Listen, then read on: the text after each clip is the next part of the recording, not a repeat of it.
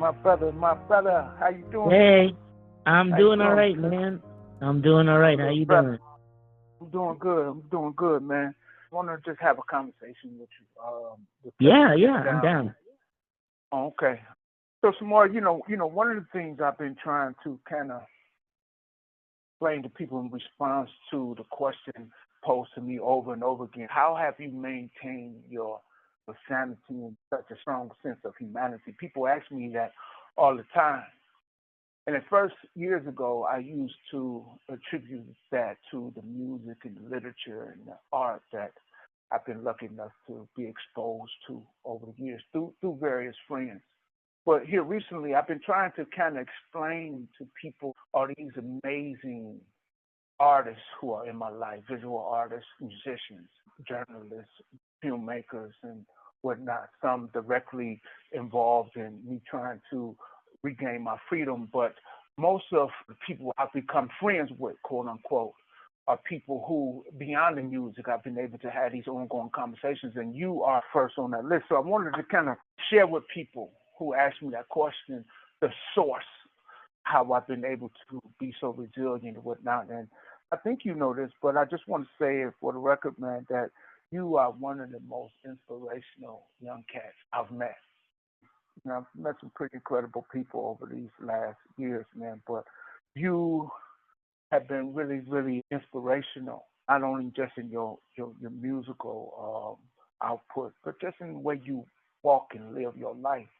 And so I just wanted to talk to you about your upbringing a little bit and about your education, the foundational parts of your education, and how essentially you became who you are now. Let's talk a little bit about where were you born and what was the atmosphere out of which you came into being.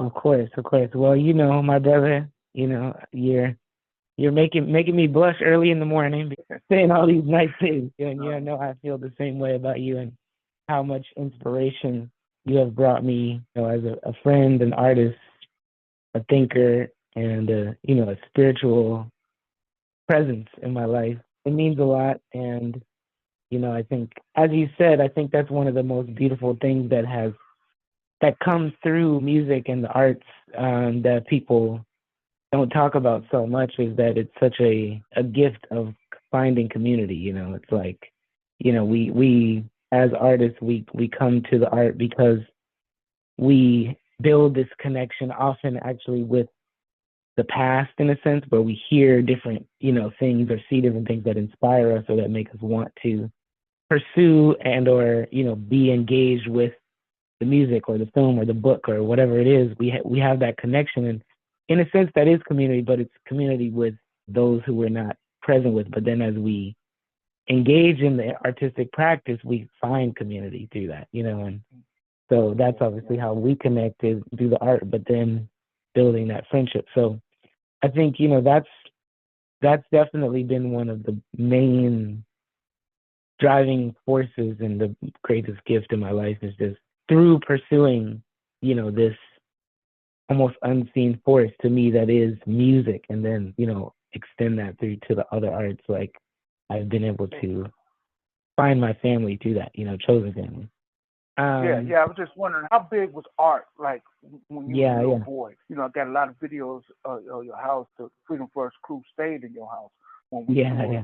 San Francisco this past summer, and it's a lot of art, like eclectic Yeah. art, not just mainstream. This stuff is really, really personal. You can tell, and you grew up looking at all of this stuff, immersed in all of this stuff. And how did that impact you, though? Yeah.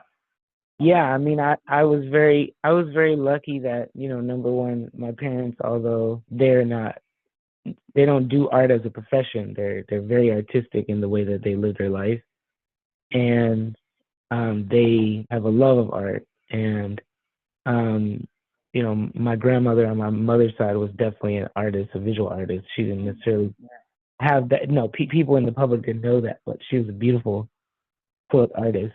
And obviously, me and my sister grew up playing the music together. But I think it was definitely an experience growing up where I was just exposed to so many different types of art and music from everywhere in the world, because my parents and my grandparents, they all traveled a lot, and they're very interested, I think, number one, in like archiving, but also in just being connected to, I think, that kind of global community through the art. So I was never like just listening to one thing or just experiencing one thing. It was always stuff from all around the world, and a lot of it also was connected to these different community moments and movements in time, from things from like the Nueva Canción movement in Latin America, or the civil rights movement. And so I was learning as a young person about all this different art, but also how that art was connected to how people were living in different places, and also how they were thinking about, like, the time period they were in, and what was going on around them.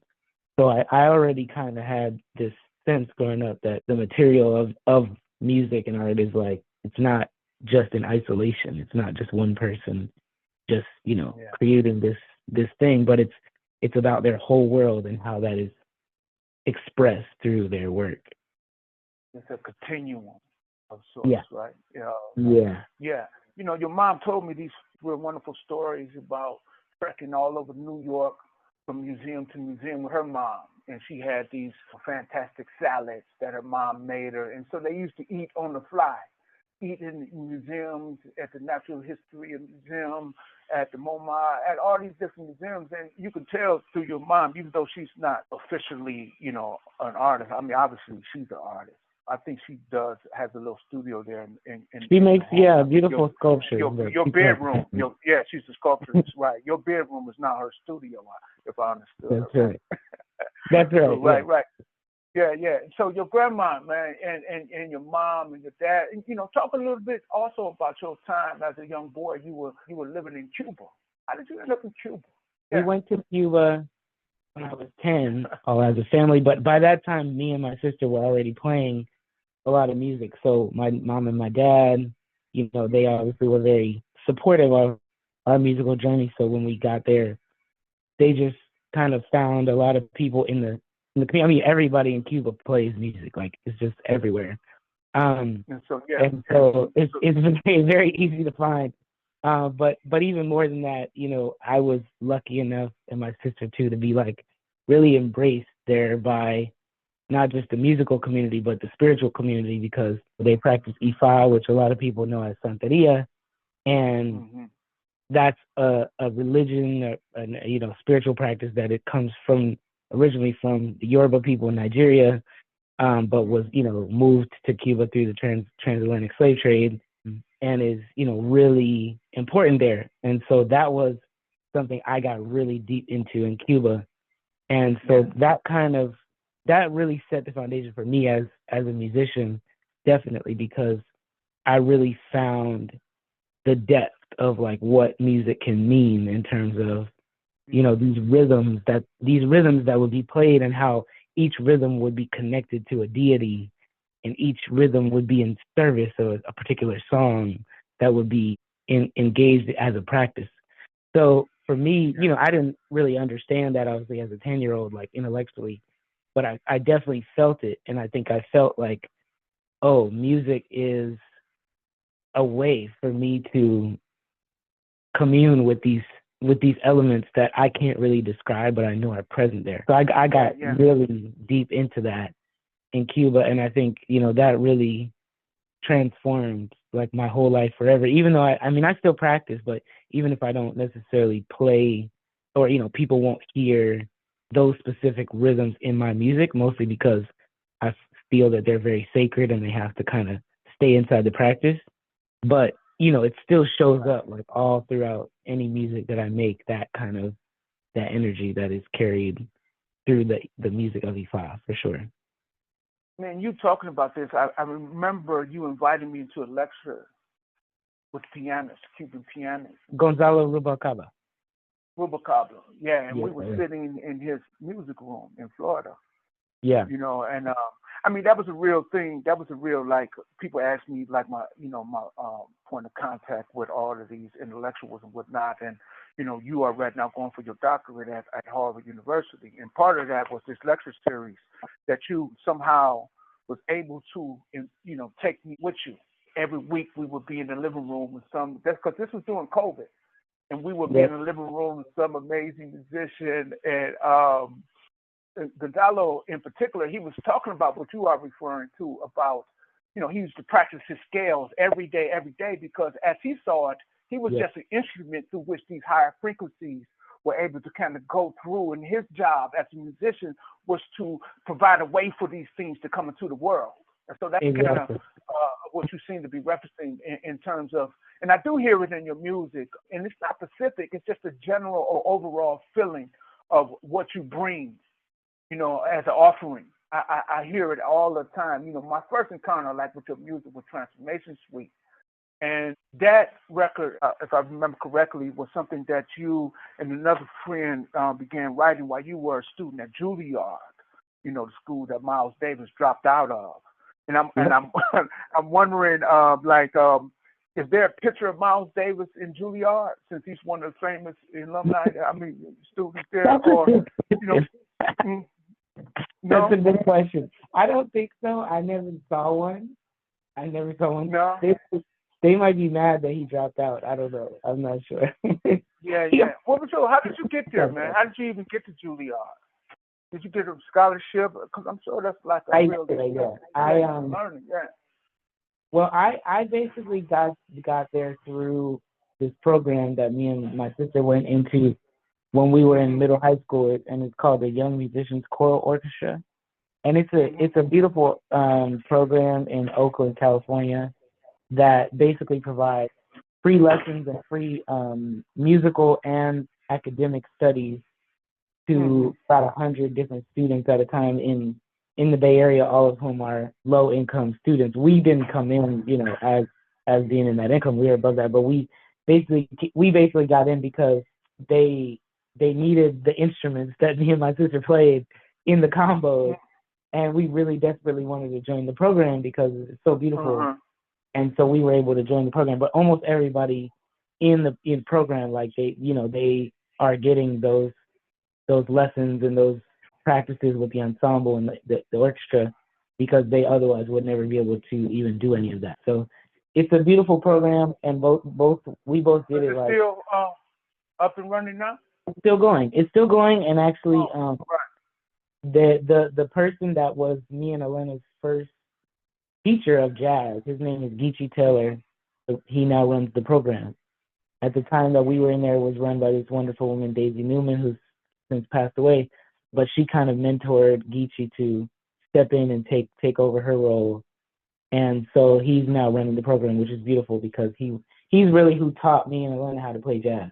So you get to go back? Elena teaches there. I haven't got to go back so much because I'm on the West Coast. But because Elena is near the Bay, she helps out, and she definitely is very present in the program. And I'm hoping to one day write like a choral work for the program, because I had talked to Daisy for a long time about writing one, but I never got to do it while she was alive. So I still have to do that at some point, but I got to find the time. But so Elena, she teaches at this organization with these young people. Yes, doing that now. Yeah. Yeah, she is. Yeah. Samora Pinderhughes, for people who are listening, is an up and coming flautist, really doing some amazing, work with various musicians, including recently I heard one of my friends in England, man, went to see Nikki Giovanni's documentary. She was so, impressed by it. I was able to send Nikki one of my books in the CD, Freedom First CD. And, as fate would have it, Elena, I think you too. I'm not sure if you are on that documentary, but Elena's definitely is on the musical score, did the musical score. Did you have anything to do with that as well? I scored the film. Oh. I did all the music. So funny that I didn't tell you about that. That's so funny. That's why. No, you didn't tell me about that, man. It's a lot of stuff I find out on the fly, man. One of my friends say either you or Elena have done this or that. Like I just discovered Moo Moo Fresh a few weeks ago. Vintage Babies. Oh, she's awesome, right?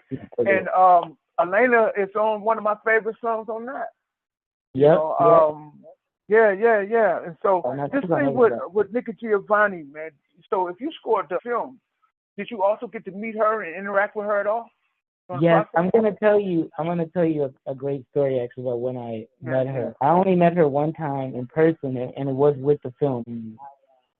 Spent almost, like probably 6 months, working on the music for that documentary with my friend Chris Pattershaw. Hmm.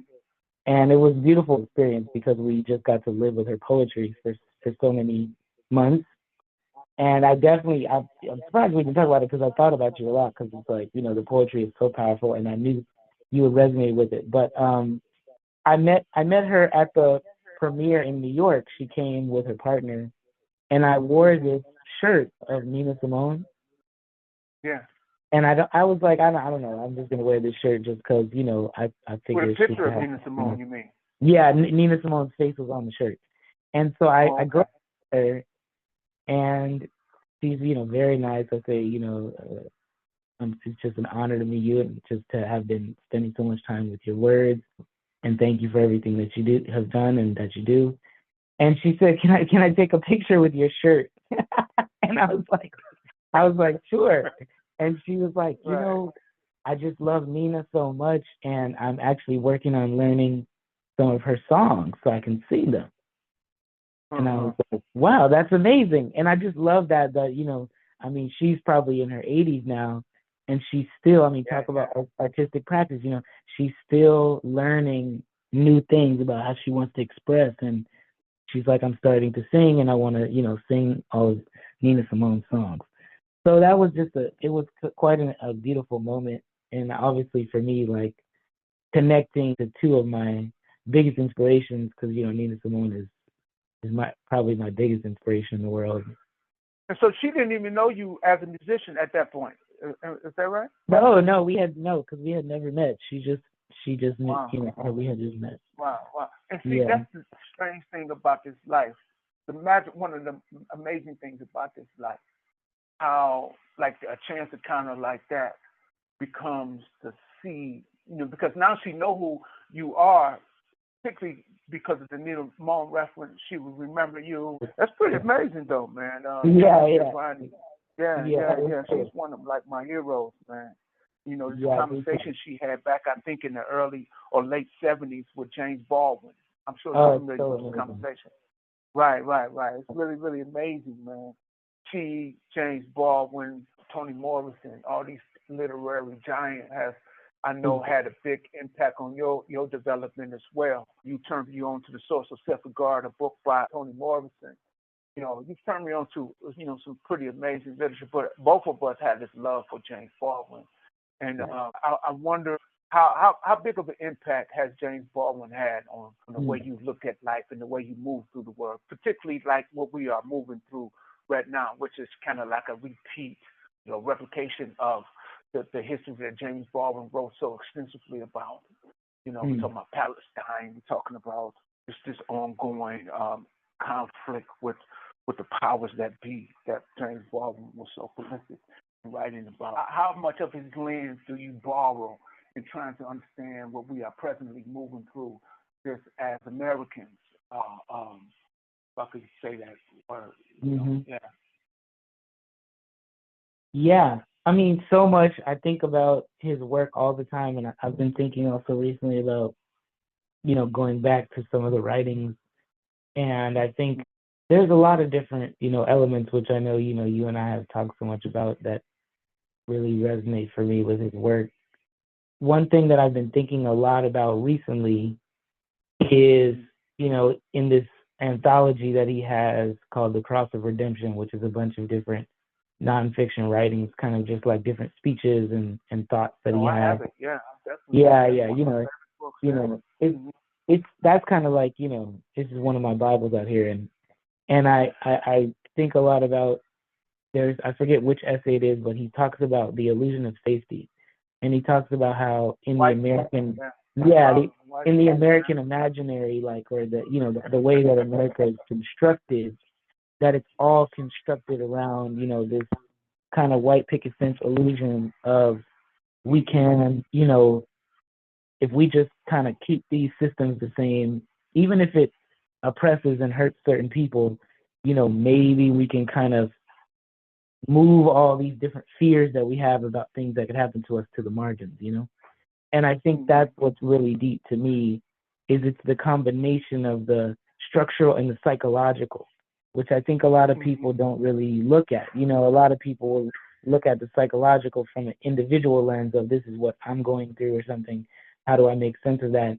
And then they'll look at like the political, or they'll look at the systems, but he was always connecting. He was always talking about, this is why it is so difficult for a person, even somebody who is oppressing another person, to give up that identity. This is what it would really mean for them to do that. They would then be bereft of something. So then they'd have to rebuild themselves. So I just love that stuff, because he's really taking seriously these questions of, how do we transform? What would it really take?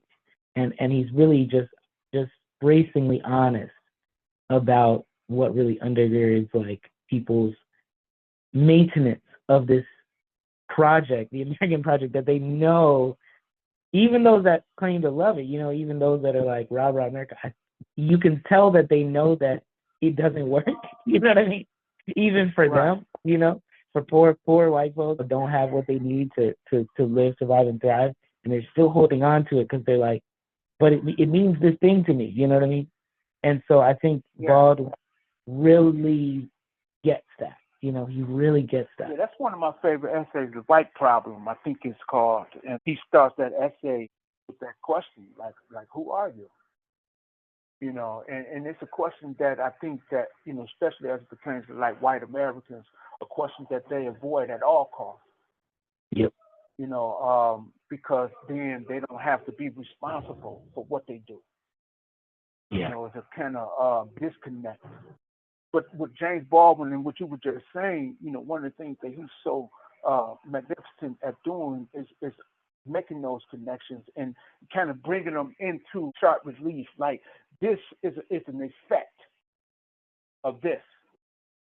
Like, the principal cause is this fear, this running away from who you are. And this inability to claim the repercussions of your blindness, the repercussions of your immaturity. In that book, The Fire Next Time, we talk about, these people being our little brothers, and that instead of hate, returning hate for hate, we have to, find it in ourselves to forgive them, to have compassion for them, because they have yet not arrived at their maturity.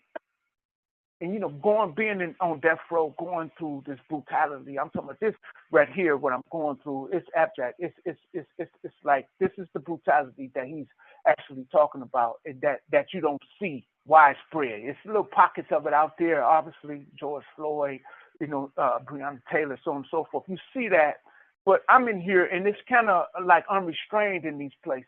Probably one of the last places where the unrestrained brutality is in full effect. And so to, read something like that and say that you have to have compassion, but then I kind of finally understood what he was saying about that. He was saying that you, in your effort to survive, in your effort to hold yourself together, you have to make sure that you don't allow these conditions to change the condition of your heart, that you don't become a monster in the process. And so once I was able to kind of wrap my mind around that aspect of it, I was able then to kind of, let in a little bit more, to borrow his lens a little bit. You have 1 minute remaining. It's always beautiful to talk to you, little yes. brother. You always. I don't know up next to, but you can call me back too if you want. I'm here. Oh, okay, yeah, I love to call you back. Yes, Baldwin, man. The thing that I finally had to accept in his view of the quote-unquote problem is that you can't expect a child, basically, to understand the long-term ramifications of their immaturity. That you have to, at the same time, hold yourself together while you are also trying to deal with the disturbance, the constant interruptions of this adolescence. Who, while you are carrying on these serious undertakings, is, spitting spitballs at you through a straw, or coloring on the walls, or doing these terrific things while causing this terrific damage and not claiming or having any sense of the magnitude of what is happening. Like being in this situation, man, and being on death row and being forced to kind of look at what it means to be alive. So James Baldwin, all these writers that we talk about, Nikki Giovanni, I think it's a poem that she wrote called Choices. That's really, really powerful, man, for anybody who might be hearing this and want to kind of, investigate some of what these monumental figures were, engaged in trying to unravel. It's a protest going on right there in Harlem at Columbia University. How far do you live from that? And I know your mom, she was telling me, wrote me last night that she had stopped by and she was real inspired by the fact that a lot of Palestinian people are bringing food and everything to support or sustain the campaign, to help feed these young people and whatnot. Have you been by there? Have you, been involved at all in any of that? Yeah, so Columbia is like probably 40, 50 blocks away from me. City College of New York is like 3 blocks away. Yeah, we've been popping up over there for sure, just, trying to support from the outside. And I mean, the students are so inspiring, well organized, and, they're very clear. It's very beautiful. It's, it really actually reminds me a lot of some of the conversations that we have about abolition, because I mean it really is the same thing in the sense that I think what the students around the country are evidencing right now is they're at once able to provide the critique of the systems and the violence of the systems, while also imagining and then creating spaces of community and healing that are just so beautiful. Like when you go and you're present where they're setting up the different, what they're called encampments. People are taking care of each other. They're setting up their own lessons and teachings. They're, talking to each other about life. They're feeding each other. And it's very, in that tradition. It's similar to the Black Panthers, where they had we're protecting folks, but we're also giving the free breakfast and the different things. So it's really beautiful. And, I'm headed up to Harvard to do a show next week.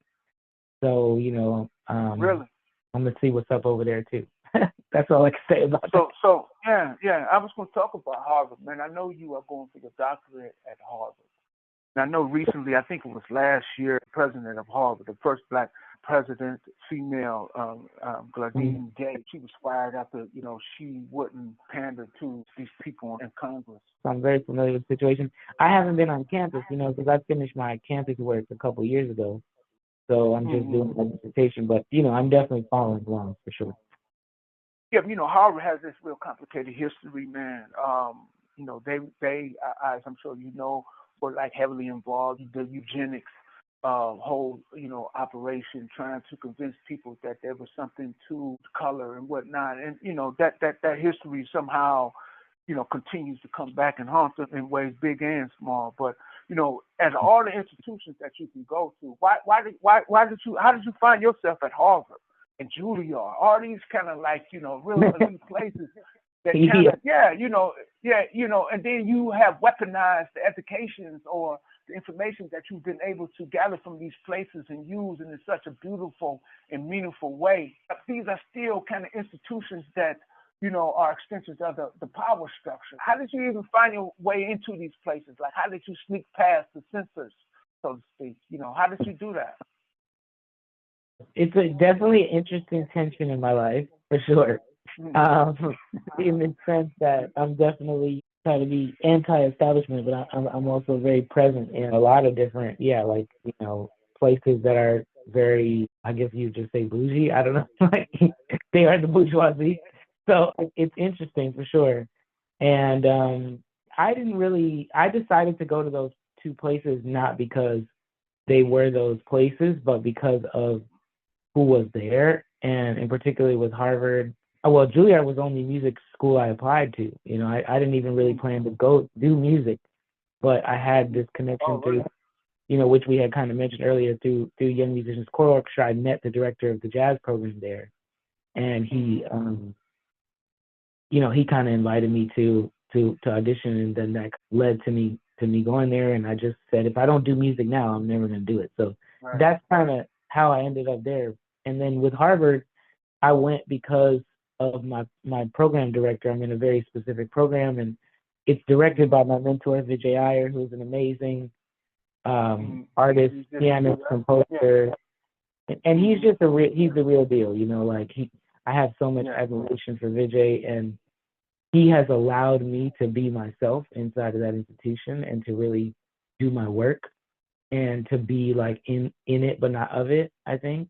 And also he has guided the ways that I have been able to engage with the world of ideas, which, I will say that has been what I have really benefited from being a part of that space, is that just having the time to engage in scholarship and having the time to like meet so many and talk with so many brilliant people about ideas behind the work that I want to make. That's really been very transformational for me. So Vijay is the one that has really, and Nancy Chapman, who's also runs my department and the music department. Them two have kind of like protected me. They really have looked out for me so much, and I feel kind of almost like I feel very blessed because I don't think I've had a traditional experience in that place. In Juilliard is very different for me. I learned a lot. I had amazing teachers, but I was much more affected by the environment, and I was very depressed when I left there. Whereas, at Harvard, I feel like I've been able to really still be myself because I've been so protected by Vijay and Nancy and the music department, and just they really support the Healing Project and they really support what I do. But I'm still very conscious that I'm like, part of that university, and particularly in this time, as we're talking about like where people are pushing for divestment, and the students are really not only protesting against that, but like you said, protesting against the history of that university around eugenics, white supremacy, their history, and also pushing for more of the student union to have more power. So there's always like a lot of battles going on where the students are asserting themselves around the university, being really basically just about money, which is this is a private university, so that's what they're about. They're a real estate operation, to be honest. Right. Columbia and NYU are the biggest landowners in New York. Well, I didn't know that, but all of that's being brought out into the open, and I think that's one of the reasons why they wanted to kind of squash these demonstrations, because ultimately, the longer they go on, the more exposed that they become.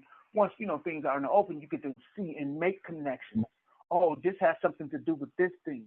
This has something to do with that thing. And you mentioned the Healing Project. I want to talk about that a little bit, man, because that, obviously has had a big impact on me personally and my campaign.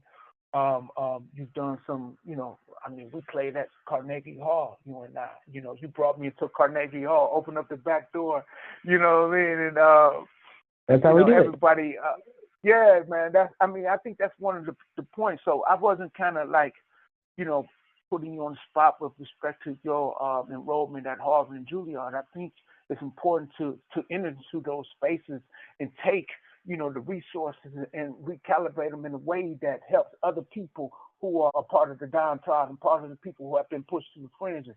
I see you doing that in your work. I see you doing that in the way you live your life. So I think it's, important, even, having a Black woman at the helm of one of the most prestigious schools in the country. I thought that was transformational in a sense, but you see they use this thing as a ploy to kind of deprive her of that position, like put her on the spot with one of these tricks.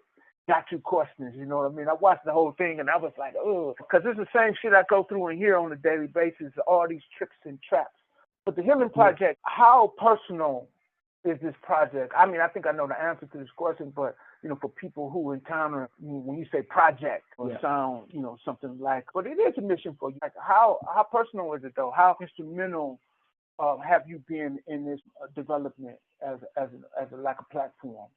Like this your baby, or I'm sure there's a lot of other people that's also involved in helping you bring it, to fruition. Where does it come from, the ideal, and how has it healed you personally being involved in the process of it?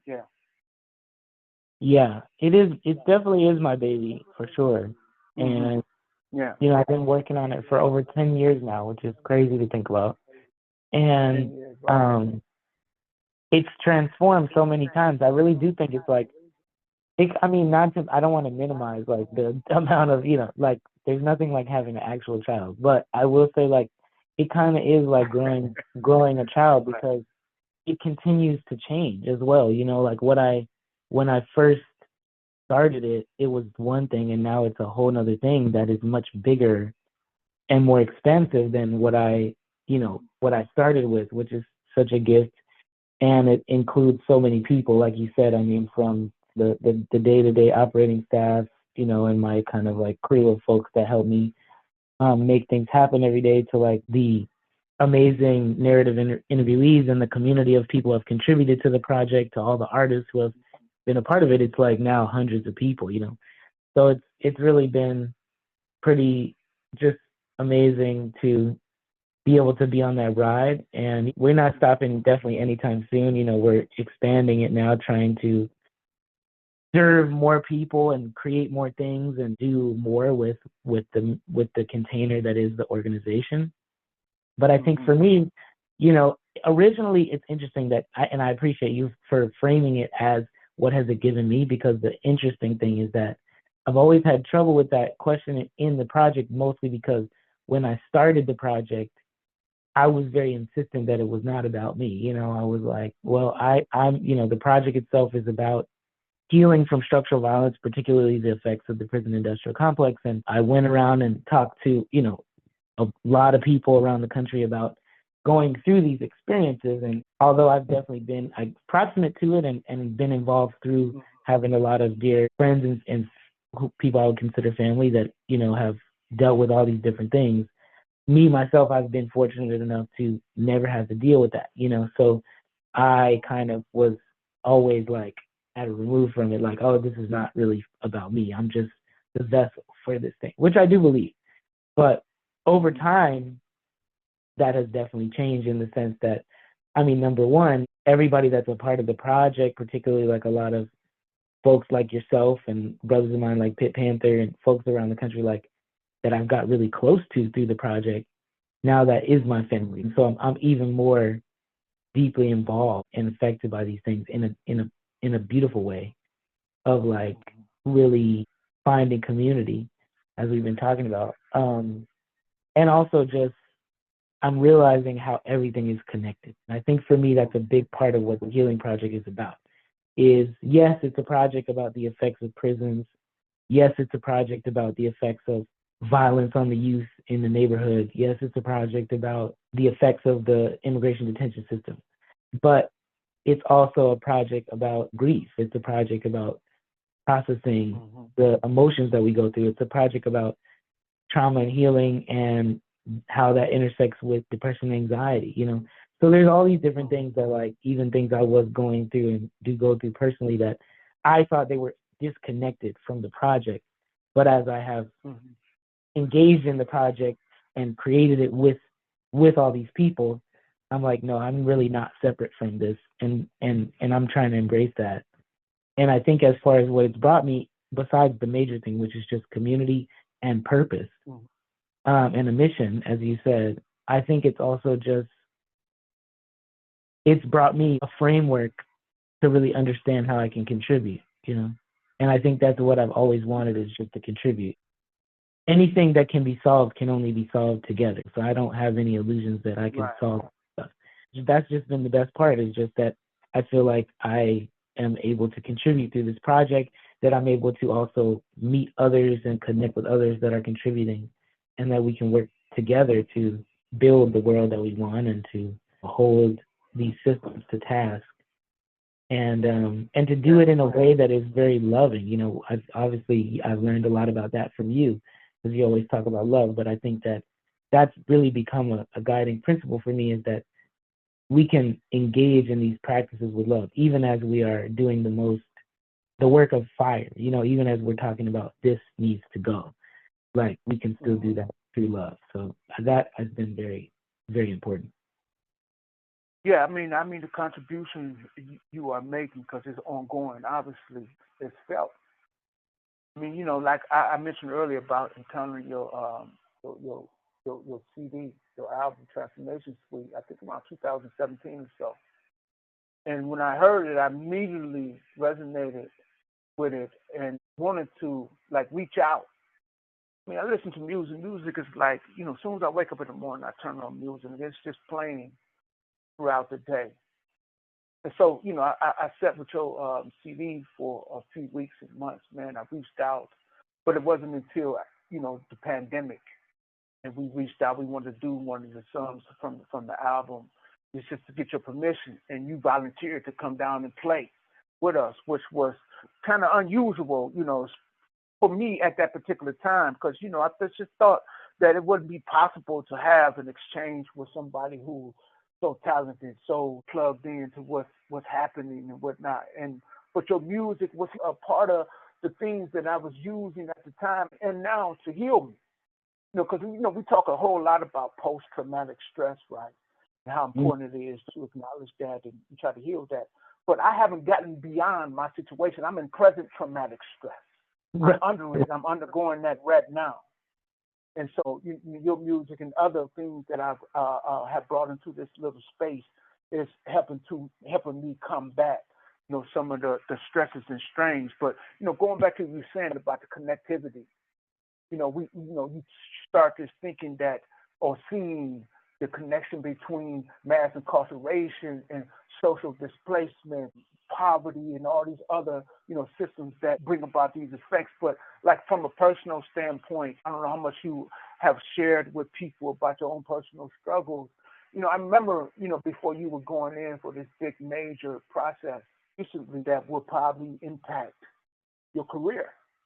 And so it was a big decision that you took pains on, that it was difficult for you to come to in terms of how to approach it. And I remember all of us gathering in the park in New York, in one of the parks in New York, and we had this circle, and we all went around trying to remind you of your worth, your value, the contribution, use your word, that you have made to all of our lives individually. And here you are going into the situation. So you went into the situation with this community. You gathered this community, and that seemed real intentional, man. And I hadn't really thought about that. You read these stories about African tribes before they went into war, that they were, gathered together and they would have this kind of group think, this group exchange to reaffirm or reestablish their faith and belief in each other and their cause.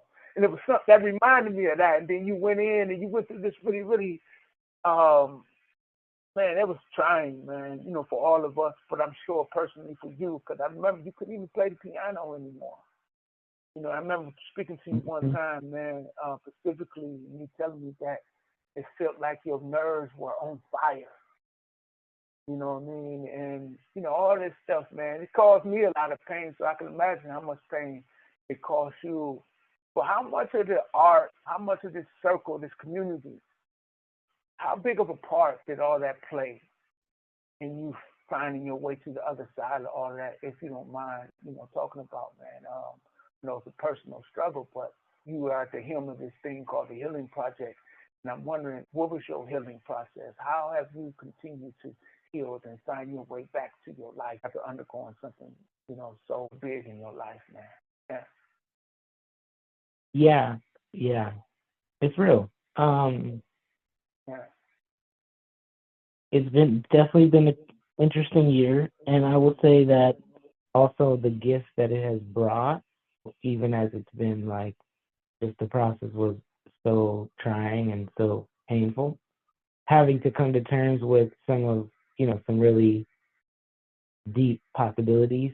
I know you know all about that. And I definitely, I will say also, I received a lot of inspiration and support leaning on you. I think the people that I thought about the most, just in terms of like my belief that I could get through it, was you and my dad. Obviously, you going through what you've gone through, being on death row, and then my dad having multiple sclerosis and his diagnosis over 10 years ago now, and just how he's had to have the discipline to move through that. I took a lot of inspiration from both of you as I was thinking about my recovery.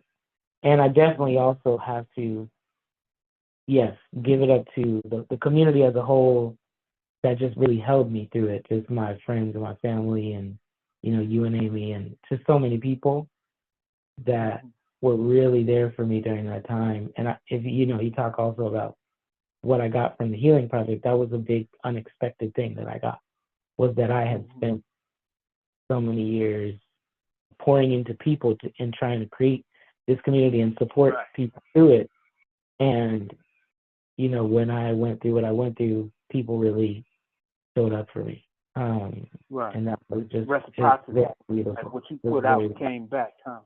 Yeah, and it was my mom, of course, who had that idea to get people together in the park, and in what you said, and it was beautiful for you to be on the phone for that and have people together, and it definitely sent me into the surgery like feeling protected, But it's definitely been a process, and yeah, I had to relearn like so much. I had to relearn how to walk. I had to relearn how to play.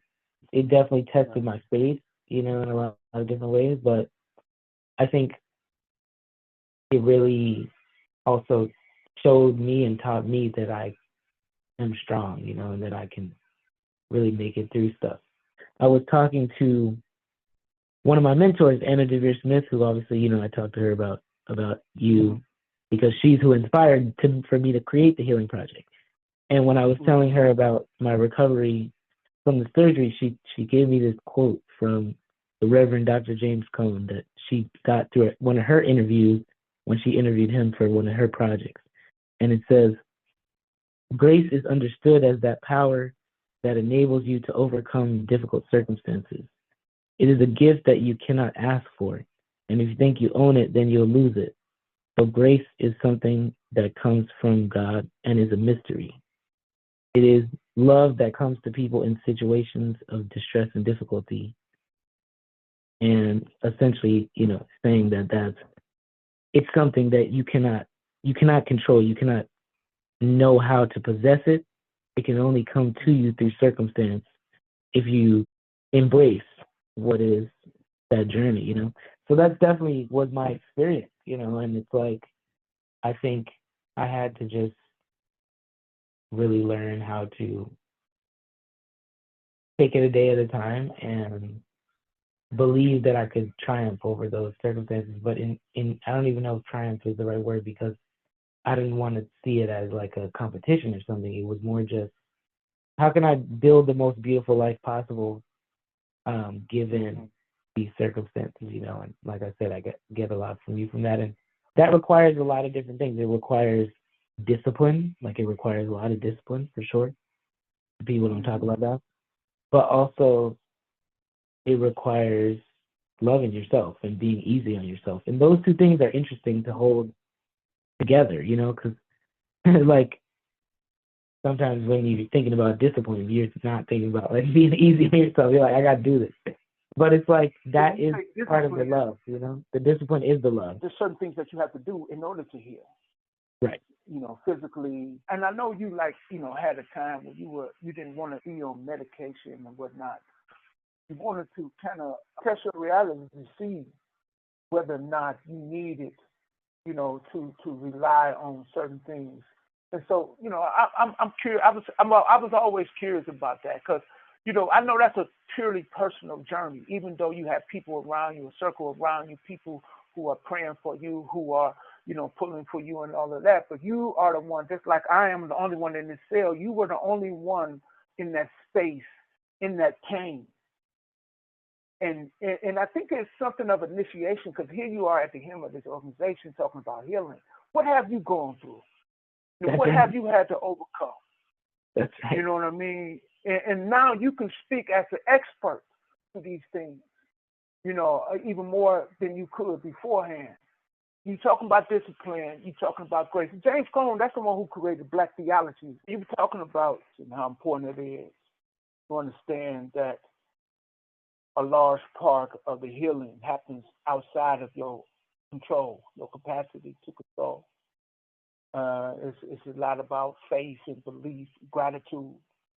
Obviously, because even in the phase of your journey where you couldn't even do the thing that has given you so much joy, you still had to believe that you are caught up in the process that will deliver you to your purpose ultimately, that will, make you or help you become the person you were meant to be. And I'm seeing that more and more. I mean, I saw it from the very beginning, but you're saying like this project is your baby, and and that it's still on its way to becoming what it will ultimately be, going through these various phases, whatnot, of, from the outside in, from the inside back out again. That's a process. That's one of the words that you use a lot too, process. But that's, I think one of the most things I've been most impressed about in my interaction with you is how intentional you are in living your life. Now imagine, knowing your mom as I do, she and I, very close. And, I'm always like struck by how sweet she is.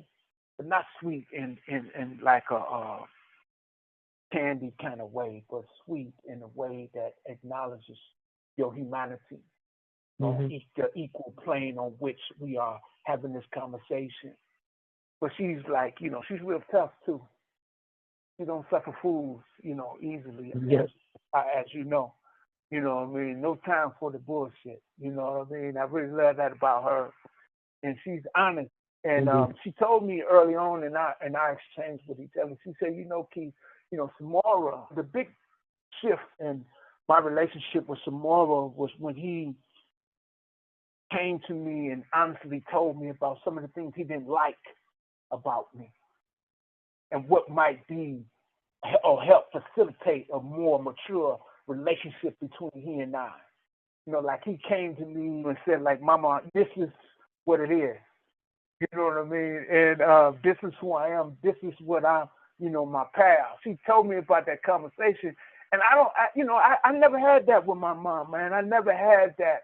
But I've been trying to have those type of come to Jesus moments, if you can call them that, with my friends, people who are really pivotal in my life, who have, like have a front row seat in my life, like, because you need people with whom you can retreat and be yourself, like to be absolutely honest about, where you are, how you feel, and what's important to you, and to have your mom as someone you can do that with. I don't have to tell you, but that's a rare gift, man. That truly is a rare gift. She's, to have a mom like her in general, to have parents like you have. Let's not leave out Papa Pinderhughes, as you say. His example is there every day for you to draw from. Obviously, he's been going through this difficult thing, but you would never know it in your interaction with him. It took me a long time to even know he had multiple sclerosis, man. It's not something that he go around, telling everybody. And he's continued his work, always upbeat when I've exchanged with him, making sure that I know that I'm loved, that I'm a part of this community, reaffirming that both your parents. And to grow up with a mom who is open to accepting you as an adult, I'm sure that has been a big blessing for you in your life as well, huh? Having a mom like you have, having parents like you have. Definitely. It's a great blessing. It's a great blessing, and I'm very grateful that we can, be honest with each other. We can love each other, and I think as I grow up and grow into myself as an adult, I think also we relate differently. We talk about different things, and we connect on what's going on in the world. We connect on trying to navigate like the life and things. It's we have a friendship, and I think that's something I'm grateful for as well. And and obviously, yes, I mean, I'm also just very grateful for. I never take for granted the fact that I've been so supported to be an artist and to like just do what I feel is right. I never have to question whether I'll be supported. And obviously, when I went through my surgery and recovery, they were right there, every day. So it's definitely something that I never take for granted, and it's a great blessing that I know, a lot of people are not lucky enough to have in their lives. And the work they do also is a lot of the reason why I do the work I do, So and your mom, she's an environmentalist. She's working in the space trying to figure out ways to kind of heal. She's doing healing work too. I guess that's what you meant, how to heal the environment. And your dad. Talk just a little bit about that. So there's a connection. It's not just an isolated thing that you are involved in. You just found a path that continue another branch of the work that your parents are involved in one form or another, in different capacities. But both. This is all healing work, though. The healing of personal, collective trauma, as it relates to the environment, psychology, and in political ways and whatnot. So yeah, talk about that a little bit. What is the work that your mom and dad are involved in? My mom founded this curriculum, Roots of Success, which is taught environmental literacy curriculum, which is taught around the country in prisons. It's really a lot of how I got connected to the prison work, and also, met a lot of the first people that I interviewed for the project for the Healing Project were, people that had gone through her curriculum and have become very close to the family through that. And it's just a beautiful thing that just, it's very empowering program that allows people who are incarcerated to actually become the teachers, to become the decision makers and the creators of that curriculum inside, working with what she's created. So that's amazing. And then my dad, he does a lot of things. He's a member of this organization called Brotherhood of Elders Network, which is really like the OGs in the Bay Area who are really trying to better the community. And he also is one of the leading proponents of youth violence prevention in the country. Has been working on that for many, many years. And really, you were talking about before about the reality that PTSD is not accurate for your experience, and for many who are just continuing to go through what they're going through. And he's been, have done a lot of work around understanding trauma and trying to communicate to the public that this, to really understand what particularly the youth in the neighborhoods are really dealing with psychologically, and how important prevention is and healing is. So they definitely influenced the Healing Project a lot, and they were, first supporters of the project. So, I got to give it up to them always for showing me the way. No doubt. The latest album you released is called Grease. I was sitting here painting, and I was thinking about my cousin Kevin, who passed away last year. And, I said, oh, man, I miss you, Kev. Then I was thinking about my friend Damien, who died 2 years ago, and I shouted out his name. And I just started thinking about all the people who have passed through the veils, Mm-hmm. And it didn't make me sad so much as it made me more aware of how grateful I should be and am, that I'm still here. I'm still working out problems, trying to figure things out and everything. And I can still hear this music. I can still see all this beauty around me, even in this horrible place, man. I'm always cultivating a sense of gratefulness for the grace that I've been given. Because I can count at least 5 times that I should have been dead somewhere. And I can also kind of trace the paths that I was on, and all those paths were leading to premature death. And that's really like the horrible thing. A lot of these young people die before their prefrontal cortex is even fully developed, before they can even see, the big picture of what their life can be, what this journey is. And I was sitting here and I was just thinking, like, yeah, this situation is really, really fucked up. There's no way around that. But I've achieved myself. I know who I am. And, I'm caught up in the things that would help me remain who I am. For that, I'm really, really grateful. I'm grateful to have you in my life, man. And I'm grateful to have your constant reminder of what it means to be a human being, what it means to be in a community. You invited me to participate in Kwanzaa with you and your family in January, man. That was really, really beautiful. I'm wondering, as we end this call, what are some of the things that stick out to you, that provide you with a sense of being grateful? And do you think about death at all? Not just the passing of your own friends, but a time when you, Samora Pinderhughes, will no longer be here. And what does that bring up in you, contemplating your own mortality? Yeah, 100%. I mean, there's so much in there. I'll start at the end, but literally. Going through the surgery, like the surgery I was having, the spinal surgery, I had to come to grips with the fact that, it might be a wrap. So I definitely thought about it. And, I think I mean I can't I don't want to draw too many parallels. You'd have to tell me if it's similar, but I would say that, like, for me, in really thinking through that and coming to terms with my fear of it at first, or generally my fear of it, and obviously knowing in myself that I enjoy living and I want to be here, and that in and of itself, first and foremost, is a gift, because not everybody feels that way, and there's been times in my life where I have not felt that way. So for me to feel that way is its own gift that I'm grateful for. But in coming to terms with that and then thinking about the fear of death, I was able to build a relationship with that fear that allowed me to not necessarily transcend it, but to let it stop ruling my life. And I think that fear can easily rule people's lives, and a lot of people are much more affected by it than they think.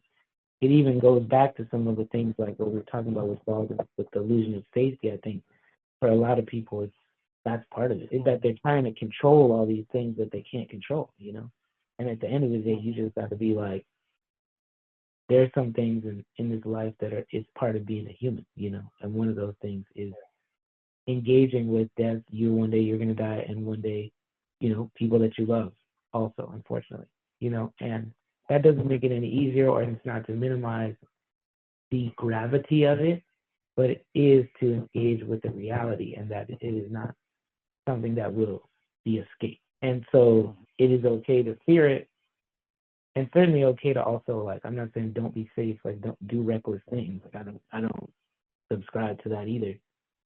But I do think that there is a way to engage in a practice of living that is not always trying to protect yourself and control your world from the unknown, Sometimes it's because that's a part of life. And so I think I learned a lot about that going through this process. And, just feeling that I really want to be present.